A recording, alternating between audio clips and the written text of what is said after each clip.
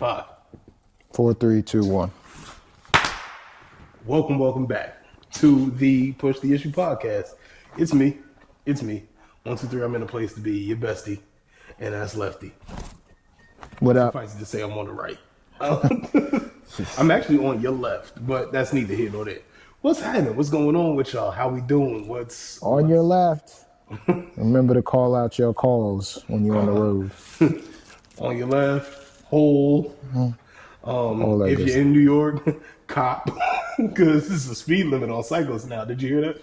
I heard about it, but I don't know how much is that into effect. Why you got like a hacker on the streets? How's that going to be possible? Will Hacker. Yeah. He was moving and grooving through heavy traffic. It doesn't matter. Traffic on 6th Avenue. I'm like, you don't care. How in tarnation? Nah, that's. You ever seen Monster Truck? Yeah. It's worse. Now the thing is with that, right? Like, props to Will Hacker, right? Will Hacker, you should come on the next episode. You and some of the good guys. Y'all are really nice, good guys. Either way, right? Will Hacker is a beast. But we're not, we got to say something about the cameraman. Yeah, the cameraman is nice. I mean, anytime. Terry B, salute to Terry B, man. Anytime he throws a video with Hacker, he's on point. The video footage is always on point. The footage is always great. Like that. Not to throw shade or drama or crit drama, whatever, however you want to say it. Good Guys is, I would say, is dominant within their territory. But outside of that, I would say it's a lot more competition outside of that. Oh, really? Yeah. Yes, really. Wow. So the Good Guys. Yeah. So, like, have you raced them? Huh? Have you raced them? Oh, yeah. They nasty, man. Them guys are something else. Speaking of nasty work, if y'all can find the boat, there is a large boat with a bunch of bikes on it. Because of Giant? Because if y'all can go to one of the customs borders or something like that, there's a boat and there is a container. So now you're going to be calling uncles and aunties, whoever work at the port and whatnot? Go get it. Go get the bike. Go get the bike. They might be for the low. Yeah. You might be able to sneak them in. So Giant bikes. I mean, they are stuck at customs, like being literally held at customs. The thing is that there's always these different, what do you want to call it? Steph paid them off. No, I ain't paying them off. You paid them off. You was like, no giant bikes in this country. Nah, it's always these patterns of anomalies, I want to say, that happens within the culture of cycling where you're going to have these things that happen with that. So that's just a basis. I mean, I could get more in depth, but so I'll speak to it. So I read like 4 articles, right, and listened to 2 people talk. They even talked about this on MSNBC, and they were like, "Yo, they were doing forced labor, and then that country has human rights violations and all this stuff." I said, "Well, dang." It's, for what it is, like I said, it sucks what those countries would have to go through. To get a bike here, it's a lot. It's a lot. And to that end, we both have iPhones. So, like, there's more meat on that bone that we ain't even gonna really talk about. Just, if you get a chance, go by your nearest customs and try to go find a bike. That's terrible. Anyway. Might be there waiting for you. Crazy. So, all right. So, if you have that, right? And I think this whole year has been tariffs. Everybody's talking about tariffs, customs, parts being available. Parts available. But that's been going on since the panorama. The panorama? The pandemic. We got like a sound system. Yeah, I wish we had one of those. Hey, system. Sarge, salute to the panorama, the 360. 360. And then that falls into another thing. I guess supply chain. You know what I'm just realizing? That's been the talk though. It's been since 5 years ago. I remember hearing that when I first started here. Supply chain issues, because that was just not even in the industry. That was in every industry that are like shipping supply chain issues. So it's around the world, everything. So and that lets you know how much more connected the world is. Well, when it hit the fan, it was like video, that. Right? Guy, GC Performance. Salute the GC Performance. He said that it was like $4,000, right? But he bought it piece by piece. And it was $4,000 like 2 years ago. Tariffs, same products, just buying them brand new. It was like $6,000. Piece by piece. I'm like, yo, that's crazy. Absolute insanity. And so what do you think of, so there are other brands, right, that are dealing with the effects of this. And we're gonna pause. Yeah, no worries. No problem. Hey man. Big fire truck going by. Two big fire trucks.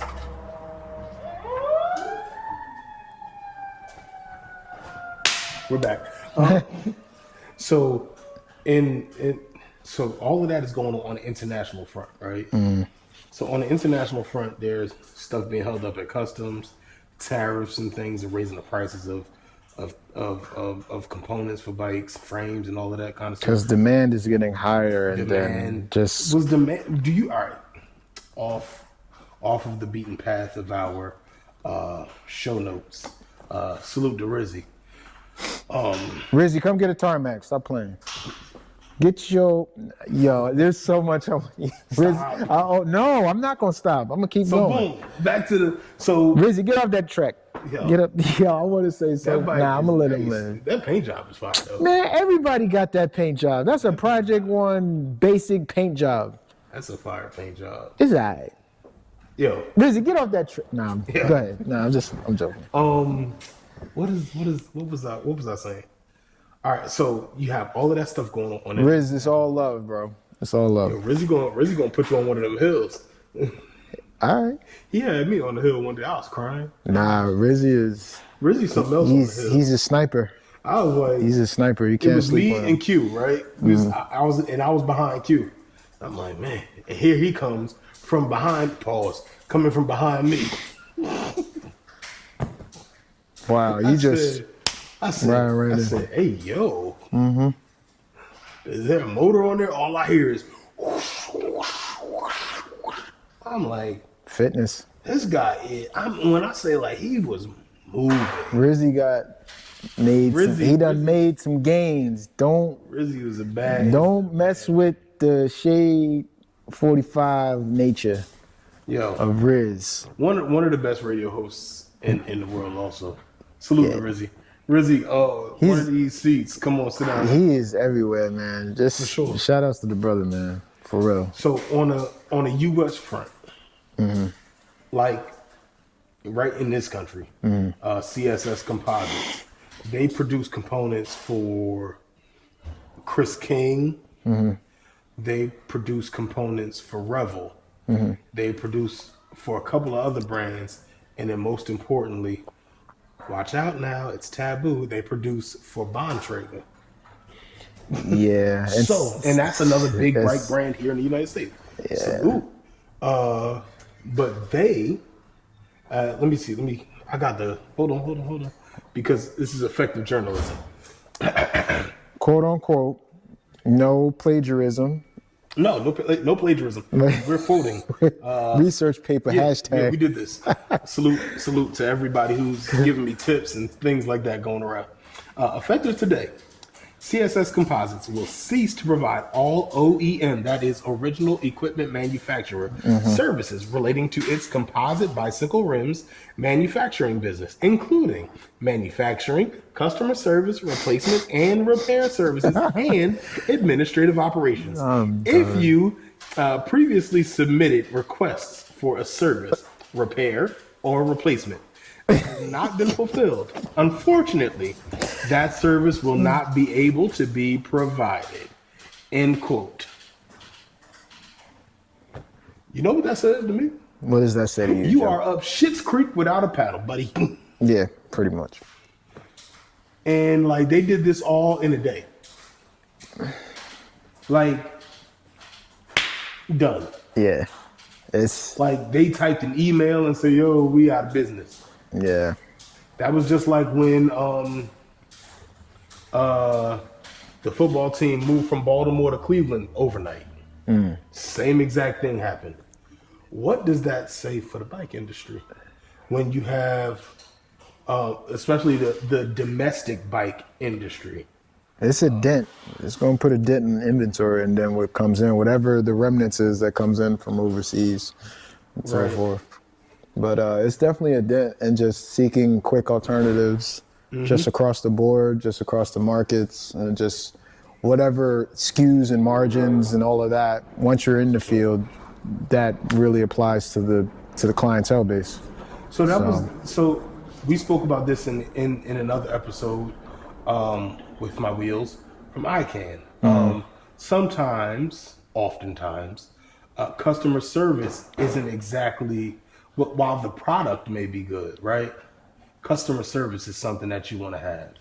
And customer service would be a thing that it would behoove you as a company, if you have a company overseas, to have someone scheduled for maybe like the night shift. So where the time scheduled, like to make up for the time difference. Yeah. So if somebody's in China, they have to have someone working the odd hour to answer maybe the emails so that there's no real lapse in communication. Every little detail counts with that. Every little piece of this puzzle makes the picture come together. But with that being said, you have somebody that's here in the States and they're unable to provide their services. So how would you, all right, so say you're Steph, right? And you're a $1 million, billion dollar company like Trek. Or you're a $1 million company like Chris King, right? Or you're one of these manufacturers and your OEM manufacturer shoots you that same email and says, sorry, bucko, send, and then they don't answer. Like, is this the biggest renege in bike history? I'm sure there are bigger reneges. There's multiple ones though. That's the thing. It's a pattern. In my case study on Giant, I heard about Giant. Giant pulled the move back in the day. Let's go through the fun facts about Giant in the S-Works Lounge. So Giant was started by a 70-year-old guy who didn't ride bikes until he was like 65. Giant used to produce bikes for the big brands in the U.S. like Schwinn. And then Schwinn tried to pull some okey doke on Giant. And then it ended up, putting their foot in their mouths, and then they had to run back to Giant to go get the bikes made to keep up with the popular demand. Next thing you know, on down the line, Giant is manufacturing for other brands, building bikes or whatever for other brands. And there's a bike shop, I forget what city it was in, but there's a bike shop in the city in the States. And this bike shop is selling Giant bikes. Giant bikes is being sold, and the company Giant sends an email and says there's going to be like a supply chain kind of thing going on. So order all the bikes that you can. So this bike shop orders all the bikes that they can, right? Never mind, the Giant is making a Giant branded bike shop on the other side of town. Like the Superhuman store. Like, so No company is without. There's a little funky stuff going on. That's what I learned in my little course study. Maybe some more that'll pop out later on. I mean, like I said, there's definitely been patterns where that happens in different markets. Listen, even on a local level. So corner in the market, there's a lot going on. Yeah. So I don't, for me, right? I don't think this is the end of any of those brands, especially not Bontrager. But I don't think this spells total, complete, utter failure for any of those brands. I do think they have to build and scale out whatever they have going on and adjust to this new normal. And that's okay because they are businesses and they have a couple dollars and they can move around some money and they can move around some organizational tools or whatever and make up for what they lack, and they can go ahead and build on for the future. So no, this doesn't spell the end of Chris King. This doesn't spell the end of Revel, and certainly not Bontrager. But it does make them have to adjust. Looking forward to the future, I don't know what that says for the bike industry in the States domestically. Who will be will there? Because I just saw that they're building bikes domestically in Italy now. Mm-hmm. So what do we get? It's a lot of topsy-turvy, different locations of setting of bike manufacturers are moving to, like Taiwan or Cambodia. It's switching up just so they can just keep circumvent some of that stuff. Yep, make ends meet and just save a couple dollars, which is understandable. I mean, just looking at it from a corporate infrastructure standpoint, it's a lot happening right now. So just a lot of shifts and changes are happening as we speak. And then this guy, man, he always coming in late, last minute. Kyle, the fireman is here. Man, he always. Fireman. What's going on? What's up, Kyle? Hey, listen, you just walked in the S-Works Lounge. One of the fastest guys you ever did see. Second to my guy Lefty. Second, very, very second. So, I guess that's enough politics. Please, that's enough politics. Listen, respectfully. There's enough politics. Because you was waiting. Yo, listen, I did my study on this. Nah, you did respectfully. That's good that you did that. Yo, listen, hey, in the comments, what do y'all think about that segment? That was. They coming at your neck. Your boy got busy. UCI Uganda. I would say that was probably one of the hardest races they've done in a long time or ever. Like for the road race, because it was about 18,000 feet. 18,000 feet? Over 100 miles. No way. And it was at least 110 people started and 40 finished. So casualties. And it was hot. The air quality was bad. That's what I also did Casualties of war. Yeah, it was bad. It was definitely like Armageddon for cyclists. Have you that it was in that race. I did some more reading and I did some watching also. What? The quality of bikes are different. As in what? There were some other brands that you didn't know. The quality of rider was a little different also. Of course.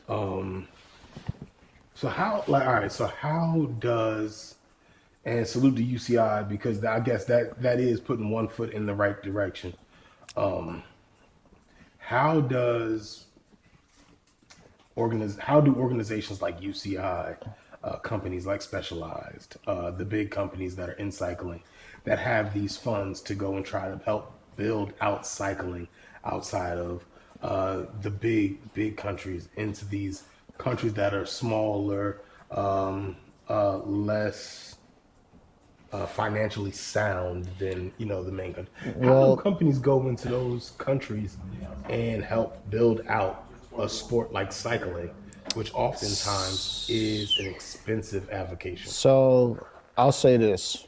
I don't have like a definite answer because that's just going to be like an ongoing answer. Mm-hmm. But as far as with... It's an ongoing issue that they got. It's not even an issue. It's just going to be opening up the room doors for a lot of opportunity, because the fact that it's not just in Germany, it's just going to be around the world. Right. So that's going to be like crazy, because I heard from Uganda's standpoint of fans, it was packed. That was, I mean, it seemed like a nice event. Yeah, it was but like we've seen, packed. like what I saw, right? Yeah. The streets were paved. Everything looked good. I saw the same thing at the Olympics in Rio de Janeiro. Yeah, that's what I'm saying. So it's just there's a matter often of like Olympicification, if that's a word, of these places where they know massive amounts of people are coming from other places and they want the country to look the best, right? So like outside of the country, look like the course looks good, right? And everything looks good surrounding the event. They're always going to do their geography work and see like the lay of the land and so forth. I'm sure they're going to do one like in Colombia at some point, or they're going to do one in Spain. Imagine them riding up them hills in Brazil. Like they'll do it. Big Jesus statue. Yeah, I mean, if it solidifies as far as just like any, like the holds of the laws as far as the what's the word I'm looking for? I don't know. Just as far as like just making sure everything is like covered, where it's like legally they can go up the road and so forth. Because sometimes if it's like, well, I mean, it's such a big thing that they'll shut everything down, especially if it's like, because I mean, think about it. Just in the Tour de France, like they shut down everything just so they can have the event. Seas of people, like on the side of the UCI event. It was just a massive sea of people. Yeah, it was dope to see. It was dope to see the sea of people. It's just alliteration. It's just something that it's a good look to have it go worldwide instead of just in one section of the world. Question. I may have an answer. Okay. Outside of the major places that you cycled, outside of the major destinations where everybody goes, not Majorca, not wherever any of the other cycling paradises are. Name a country that you want to go cycling, a place that you want to go cycling. Netherlands, Switzerland, Japan. Japan would be fire. Another country. Oh, my second home, Jamaica. Definitely, that's going to be on the bucket list actually within 2 years, I would say. Definitely. Or probably within a year. So definitely got to go. Jamaica. Shout out to Q, Cycle Jamaica. Yes, shout outs to Q with that one, because she bridged the gap on so many levels. Like, she's so relevant now because of how much she's touched in so many different areas. She's like a lady, but she's a machine. Tentacles lady. Yeah, I mean, we talked about that in the episode. Yeah, so she's a machine. She literally she's into everything. Yo. Yeah. So I think for me, I would want to go. I gotta go to. I gotta go to Cali too. That's a cycling paradise. Yeah, that's But I would love to go to Cali. I like city cycling. So Tokyo would be fire. That's what I'm saying. That's why Tokyo I said Japan. And Tokyo at night too. Like the nightlife. Yeah, that would be fire. Or speaking of shout outs to Dr. Toothpaste. He rides fixed gear out in Phoenix. He's fixed gear. I'm sorry, what's his name? Dr. Toothpaste. Minty Fresh. He used to be a DJ. So that's my boy. He used to live here in Jersey. Now he's out in Phoenix. His name is Dr. Toothpaste. Okay. Minty Fresh. He was a DJ. So he wasn't a dentist, huh? Nah, he wasn't a dentist. He's fresh. He's fresh. I get it. Yeah. I get it. Dr. Toothpaste, ladies and gentlemen. Dr. Toothpaste. Salute to Dr. Colgate. Dr. Toothpaste. Dr. Crest. Yeah. Dr. Arm & Hammer. Yo. We actually did our first. He actually interviewed me like 3 year ago. About 3-4 years ago. He gave me my first interview of like different questions of like how I started and so forth. And that's like dope. Yeah, how I got into fixed gear and so forth. Like it was right at NJ Pack Center. Shout outs to Newark. Shout outs to Brick City. Shout out to Bricks. Yeah. Shout out to Bricks. I got to send you the link on that. It was actually interesting. Just from that to now, it's just like speaking of the Bricks, everything has changed. 2 track athletes from the Bricks, the twins, they're doing a big ride. Oh yeah, the big ride. Shout outs to the Barber twins, track athletes.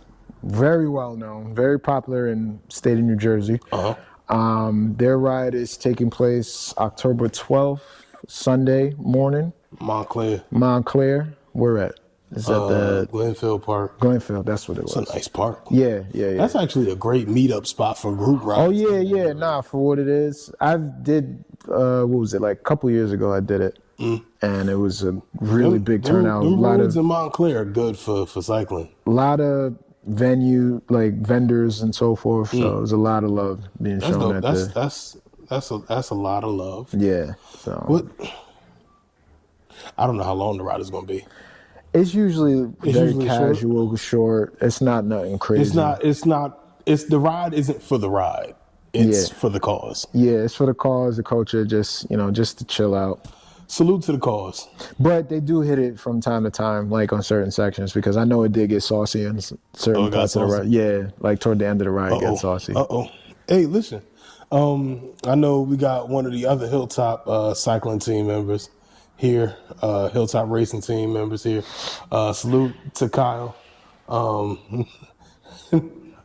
There goes Paulie doing skids and hook slides. Yeah, we saw you go past. We saw you. I don't know if they saw you. But the camera, let me see. Is it in the... I don't know. No, that definitely was in there. It might be in the flashed by so fast and stopped. What in the world? Yo. Paulie is a wild cowboy. Everybody does. So look, speaking of skids, you remember when I was doing skids and hook slides and I tore my tire apart?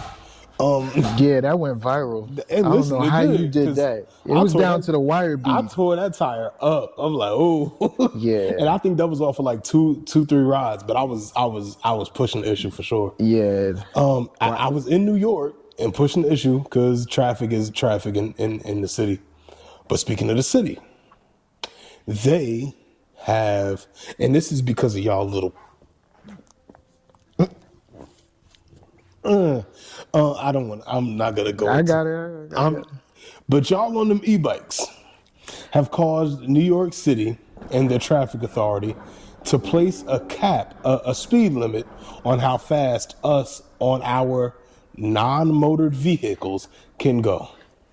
Not even to get even political, even more so, but even in Jersey, you can't even. They say it's e-bikes, but those is little motorcycles. Exactly. They hitting the switch on them. Yeah, with the throttle. The switch on them and they're moving. Y'all are moving. I know locally and just within the vicinity, just the amount of mishaps and little police reports that has been happening lately. As somebody who drives for work, I hate y'all. I hate y'all. With the passion of 1,000 burning suns. Actually, I think that your pinky toe stinks. I'm done. I'm so done. Y'all up there causing havoc on the street. And the bad part is, right, the moped or the e-bike people, they're lumping them in with us regular cyclists. And e-scooters as well, too. That's in the plethora, in the whole discipline. And really, to keep it tall with you, Lefty going faster than them on the e-bikes. And he's just using legs. I actually did pass somebody on my commute in on Tuesday. I feel good about myself when I pass y'all. And I hope y'all batteries die in an unadvantageous place. So that y'all got to push that heavy bike somewhere. Yeah, and that's the thing. That's my whole thing, me personally, is that when it comes to e-bikes, it's like, I get it. Like, if it's for your hustle, cool, but you doing it in a safe manner where you just like drop and go. Cool. Yeah, you got to hustle respectfully, though. But etiquette. Etiquette. You already know. Like, I'm always big on safety. McPherson knows safety, your etiquette, just knowing your lane. And that's the enforcer talking right now. Yeah, I got so many different names and middle names and I think my real issue is when we get lumped in with them. Yeah, no, it's a separation. I'm here to tell you on camera that e-bikes, e-scooters, or if you want to call it e-motorcycles, it's a different separation different from a bicycle. Hey, listen. I might slap fire out you if you say I'm in the same group as the e-bike line of people. So stop playing with me. Yeah, I'm just saying. Yeah. And listen, for look, what it is, nah. hey, y'all, listen, Kyle's tiptoeing away. And it's okay. I mean, Kyle, look, it's a microphone here if you want to say hi. It's all right. I get it, baby boy, you nervous. Like, just, you good, though. You my mans. You welcome me anytime, beloved. So, look, you and Paul, y'all been here. It's all good. We love the family. Hey, we'll see you soon. Oh, absolutely. You'll get over here. I will. We got you. All right, okay. I'm watching you, bro. Later. Peace and love. And so, I guess since this episode is about the industry, right? Yeah. The last topic I want to touch on is how Strava is suing Garmin. Because of These their are two heat maps. giants in the industry, and I know we spoke about the company giant earlier, but this is about two giants within the cycling industry. We got to backtrack 1 second before we get into that, because Double back. we talked about the UCI in Uganda. Speaking on that in current events of news, SRAM actually won the case against UCI with their gearing. Salute. Yeah, so they was gonna, There will be some content on the Push the Issue Instagram and YouTube page about how the ergonomics of bikes, specifically that one over there.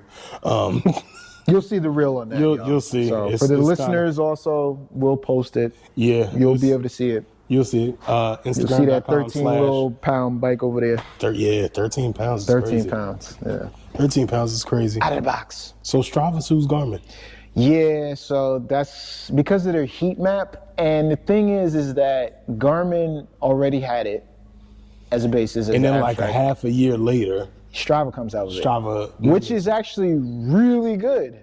It's really good. Because if you think about it, and I noticed from everybody that everybody's not really on Garmin like that, like commenting and liking and sending DMs. The bigger platform is Strava. It's Strava naturally. And everybody knows that. The bike computers have become just vessels to feed to Strava. Yeah, so they're making their ends meet with that, and it's like a big growing thing now. So their margins and their stock is like, yeah, Strava. They have now it's Strava for bikes, and then they have another app called Runner for runners. Yeah. So they're separating those, and then they have another app called Recovery. But the thing is with Strava that's crazy is that they have like all different sports. Like you can do skiing, you do rowing, you do working out, like all different disciplines of avenues of fitness that you can do on there. So that's why I love Strava. Like ever since I started cycling, I had Strava, like Strava, in 2014. For me, Strava was one of the biggest motivators. It's so inspiring because I started seeing everybody cycle. I'm like, I can't believe y'all was riding 20 miles. Yeah, and have the followers and people giving you likes and like people you know, and they like people give you, sharing from love or people you might be able to meet. Yeah, from years ago that you haven't seen them and they still giving you love. That right there is like even I'll speak to it. The FOMO. Or the adrenaline rush, or the bad feeling you get when you know you should have been at a ride, and everybody is posting what their ride was. Yeah, you should have been out there. But I would say for me, because I've been in it for quite some time now, I just be like, you know what? You can't miss something that you've never had. Fact. And that's one thing, not even as a defense mechanism, but just to let the people have those times. Because I've had my times where I'm like, yo, that was like a great, like, perfect example, 2020, I went on a mountain bike ride in Harshorn near the Highlands. Okay. Had a blast. That felt like I was a kid again. Like, it was tough because it's technical and it's hilly in there, but dude, I just was laughing all the time, hysterically, because of how much fun it was. It was just like a rush. The fun is the fun. Yeah, so that's... The fun is the fun. That's what it's about, though, so... But, yeah, Strava and Garmin, celebrity deathmatch. Celebrity deathmatch. Remember that? Celebrity deathmatch is crazy. Yeah, but the heat maps on Strava is like really...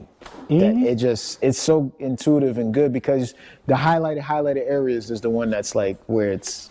You can see, oh, there's cyclists there. And that's what I actually tell people when they download Strava, I'm like, yo, use this route. This could like guide you, and like how you can like make routes based off of the area when you zoom in, like because of the updates that they've done with Strava. It's insane. Like the algorithm is going bonkers. Suffice it to say, this is a giant industry. They get it. See, that's funny how you. Yeah, so that's a good way to. I think that's it. You got anything to say to the people?